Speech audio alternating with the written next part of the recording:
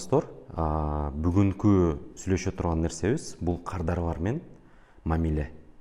Анткени силердин бизнесте кардар бул эң негизги нерсе. Анткени силерге кирешени кардар алып келет. Анан ошого жараша силер кардар менен жакшы достошуп, кандай десем, сый мамиле түспөсөңөр, силердин бизнесиңер жакшы өнүкпөйт. Ошол үчүн кардар силерге кирип келсе, аларды баягы силердин кудаңардай тоскулады. Келиңиз, кандайсыз, ден соолугуңуз, сизге мурдагыдай эле жанагы товардан берейинби, же сизге кадимкидей жашыл көк чай берейинби, же кандай деп, силер кардарды билишиңер керек. Анын бандай предпочтение деп коет.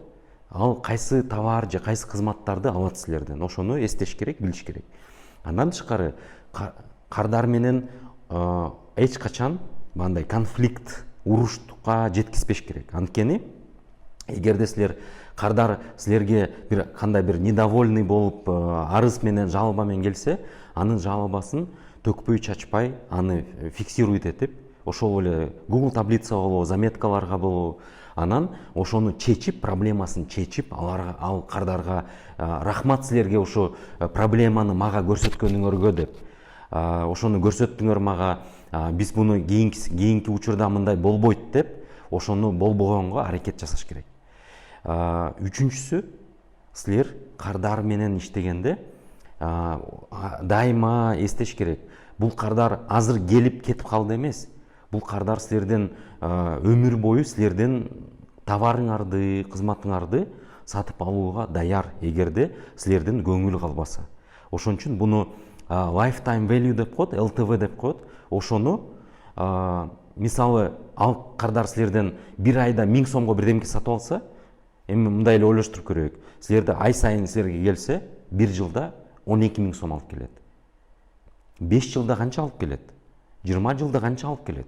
Эгерде силер ошол кардарга силердин кадимки постоянный товар же кызматтан тышкары кошумча бир товарды, кошумча бир кызматты сатсаңар, силердин кардардан средний чек деп коет, ошол көбөйүп баштайт.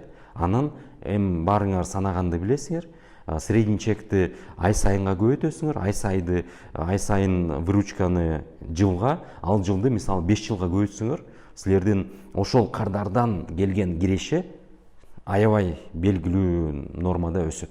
Ошон үчүн ушул принциптерди колдонгула, керек болсо бүттүгүн бандай цифровизация түрүнө өткөзгүлө, бирок негизги принциптер менен иштесеңер, силердин кардар менен мамилеңер сонун болот.